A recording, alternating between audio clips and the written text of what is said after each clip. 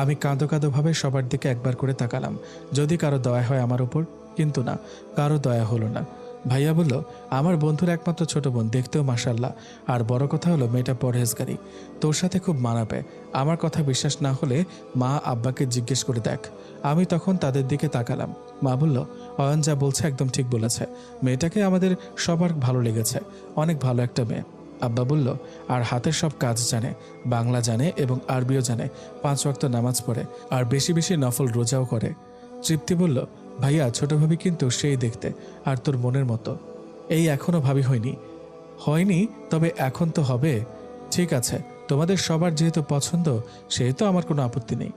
আলহামদুলিল্লাহ, সবাই বলে উঠল। আব্বা বলল, কালকে তাহলে আমাদের সাথে মেয়ে দেখতে যাচ্ছিস? কালকে তো আমার অফিস আছে। এতদিন থেকে চাকরি করিস, একদিনও কি ছুটি নিয়েছিস? শুধু কাজ আর কাজ। তোর বসকে ফোন দে, আমি কথা বলে ছুটি নেই। তারপর মা আমার কাছ থেকে ফোন নিয়ে একটু দূরে গিয়ে বসকে কি কি যেন বলল, সাথে সাথে বস ছুটি দিল। বুঝলাম এরকম রাগী আর খারাপ বস কেমন করে ছুটি দিল। খাওয়া শেষ করে নিজের ঘরে গিয়ে দেখি অনেক সুন্দর করে গুছিয়েছে তৃপ্তি। আর কোনো কিছু না ভেবে দিলাম এক ঘুম। পরের দিন সকাল 10টায় বাসা থেকে বের হলাম মেয়ে দেখার উদ্দেশ্যে। প্রায় ঘন্টাখানেক যাওয়ার পর মেয়ের বাড়িতে চলে আসলাম। এসে দেখি সব কিছু রেডি করে রেখেছে, তার মানে এরা জানে আমি আসব। হায় রে কপাল আমার। আমরা বসার পর সবার জন্য ঠান্ডা শরবত আর নাস্তা নিয়ে আসলো। আমি শুধু শরবত খেলাম, কারণ আমার গলা শুকিয়ে গেছে। এই প্রথম কোনো মেয়ে দেখতে আসলাম, নিজের জন্য তো, তাই। কিছুক্ষণ পর মেয়েকে নিয়ে আসা হলো, কিন্তু এ কি, মেয়েটা দেখে বোরকা পরে এসেছে। আল্লাহ, এ কোন কালাকাউয়ার সাথে আমার বিয়ে ঠিক করলো। মেয়েটা এসে সবাইকে উদ্দেশ্য করে সালাম দিল, আর সবাই সালামের জবাব দিল। মেয়েটার কণ্ঠ হেব্বি সুন্দর। তারপর মেয়েকে আমার মায়ের কাছে এনে বসালো ভাবি। কিছুক্ষণ পর তৃপ্তি বলল, আব্বা, আঙ্কেল, আমার মনে হয় কি ভাইয়া আর ভাবিকে আলাদাভাবে কথা বলতে দেওয়া দরকার। মেয়েটার বাপ বলল, ঠিক বলেছ মা। তারপর তাদের দুজনকে জোর করে একটা ঘরে পাঠালো। ঘরে ঢুকে দেখি দেওয়ালে আয়াতুল কুরসি, কোরআনের আরও আয়াত, এক কথা পুরো ঘরে ইসলামিক জিনিস। এক পাশে অনেকগুলো হাদিসের বই, কোরআন শরীফ, রেহেলের ওপর, পাশে তসবিহ আর জায়নামাজ। মেয়েটা বলল, এটা আমার ঘর, আপনার কি পছন্দ হয়নি? না হওয়ার কি আছে, বর্তমানে এমন মেয়ে আর তার এরকম ঘর পাওয়া বিশাল ভাগ্যের ব্যাপার। আমার নাম তো মনে হয় জানেন। সত্যি বলতে জানি না। আমার নাম সুপ্রিয়া, আর আমি এবার অনার্স শেষ বর্ষের ছাত্রী, বাংলা নিয়ে পড়ছি। আর আপনার নাম তো শামীম, আর আপনি আমার ভাইয়ার বন্ধুর ভাই, আর একটা বেসরকারি কোম্পানিতে চাকরি করেন। এত কিছু জানলেন কেমন করে? অনেক আগে থেকে আপনার সাথে আমার বিয়ের কথা চলছে, আর এর আগে আরও 3বার আপনার বাবা মা এসেছিল। আর শেষবার যখন আসে তখন আমাকে আপনার বদলে আপনার মা আমাকে আংটি পরিয়ে যায়। আমি বললাম, এত কিছু হয়ে গেছে আর আমি জানি না। সুপ্রিয়া বলল, কেন আপনি জানেন না? সত্যি বলতে কিছুই জানি না। ও, একটা কথা জিজ্ঞেস করতে পারি? জি বলুন, কি কথা? আপনি কি কারোর সাথে বর্তমানে সম্পর্কে আছেন? সুপ্রিয়া বলল, নাউজুবিল্লাহ, এরকম কাজ আমি আমার জীবনেও করিনি, আর আমার নারীত্ব আমার স্বামীর জন্য রেখেছি। আমি সুপ্রিয়ার কথা শুনে মনে মনে অনেক খুশি হলাম। যাই হোক, আমার মতো সেও কারোর সাথে প্রেম ভালোবাসা করে নাই।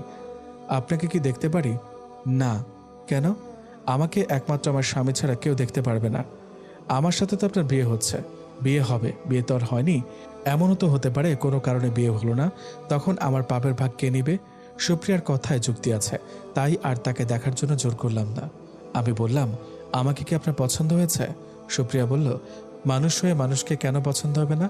আর যেখানে আমার পরিবার আমার ভালোর জন্য ভালো কাউকে পছন্দ করছে, সেখানে আমি অপছন্দ করার কে? আমি এ মেয়ের সাথে এখন কোনো কথা দিয়ে পারবো না। যা বলার বা করার বিয়ের পর করব। কি বলেন আপনারা? সেখান থেকে দুজন নিচে চলে আসলাম। এসে শুনি আর 3 দিন পর আমার বিয়ে সুপ্রিয়ার সাথে। তাই ভাবি জোর করে আমার মুখে মিষ্টি ঢুকিয়ে দিয়ে কংগ্রাচুলেশনস জানালো। 3 দিন পর সব নিয়ম রীতি অনুযায়ী আমার বিয়ে হয়ে গেল। বউকে শ্বশুর বাড়ি থেকে আনার সময় সে কি কান্না! তার ভাই ভাবি, মা বাবা, চাচাতো মামাতো ফুপাতো ভাই বোনকে নিয়ে সে কি কান্না! বউ আমার সেদিনও তার মুখ ঢেকে রেখেছে, কেউ দেখতে পারে নাই। আমার বউয়ের কথা, আমার রূপ আমার স্বামী দেখবে, অন্য কেউ কেন দেখবে? তাই তো তেমন বিয়ের শপিংও করে নাই। আমার বাসাতে নিয়ে আসার পর ভাবি আর তৃপ্তি আমার বউকে আমার রুমে নিয়ে গেল। আমি আমার অফিস কলিগ আর আমার বন্ধুদের সাথে বাসার ছাদে গেলাম। ওরা তো এক একজন কত কি বলছে। বিড়াল কিন্তু সেইভাবে মারতে হবে, 1 বছরের মধ্যে যেন চাচা ডাক শুনতে পাই। আজ সারা রাত ঘুমাবি না, শুধু বউকে আদর করবি, সে তোকে আদর করবে। ওদের থেকে বিদায় নিয়ে আমি বাসার ঘরে ঢুকলাম। সুপ্রিয়া বলল, আসসালামু আলাইকুম। ওয়ালাইকুম আসসালাম। এই যে দুধের গ্লাসটা ধরুন, আর আপনি অর্ধেক খেয়ে বাকি অর্ধেকটুকু আমাকে দিন। বউয়ের কথা মতো তাই করলাম। আমি অর্ধেক খাওয়ার পর সে খেলো। যান, অজু করে আসুন, আল্লাহর কাছে শুকরিয়া আদায়ের জন্য 2 রাকাত নফল নামাজ পড়ি। আমি বাথরুমে গিয়ে অজু করে এসে দেখি বউ 2টা জায়নামাজ বিছিয়েছে, কিন্তু আমার ঘরে তো কোনো জায়নামাজ নেই। তার মানে সে তার বাবার বাড়ি থেকে নিয়ে এসেছে। আমি নামাজ পড়ি, তবে আমার জায়নামাজ নেই। আসলে সব সময় মসজিদে নামাজ পড়ি আমি। তারপর দুজন আল্লাহর কাছে শুকরিয়া আদায়ের জন্য 2 রাকাত নফল নামাজ আদায় করলাম। তারপর বউ বিছানায় গিয়ে তার নিকাব খুলে ফেলল। আমি কাকে দেখছি?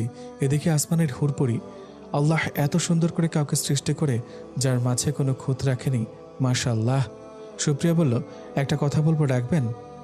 যাই বলবে তাই রাখবো, খুশির ঠেলায় বলে ফেললাম আর কি। আমাকে আজকে রাতটা সময় দিবেন, যা করার কালকে করবেন। শুনে মনটা খারাপ হলেও তাকে আর আমি জোর করলাম না। হতে পারে আমাকে চিনতে চায়, যেহেতু দুজন দুই প্রান্তের মানুষ। আবার এমনও হতে পারে সে আজ খুব ক্লান্ত। আপনার যদি ইচ্ছা জাগে তাহলে আপনি করতে পারেন, কোনো বাধা দিব না।